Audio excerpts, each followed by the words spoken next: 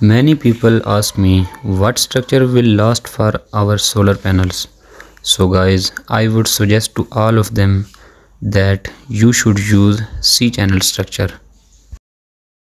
Here L2 structure were mounted, but due to air pressure their panels faced a lot of problems. Now here we have installed the C-channel structure and put the solar panels on it, which seems to be much stronger than L2 structure. Here mounted 9 plates, which of them are connected in series.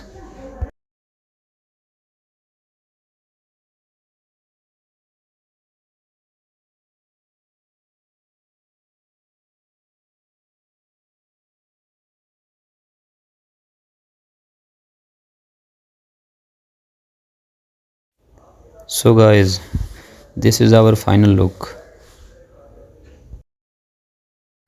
And on the other hand, we have installed a 6 kilowatt hybrid inverter from Tesla along with a DB box which contains various protection and breakers. The video of installation of inverter and complete preparation of DB box is available in our YouTube channel. Please share and subscribe my YouTube channel.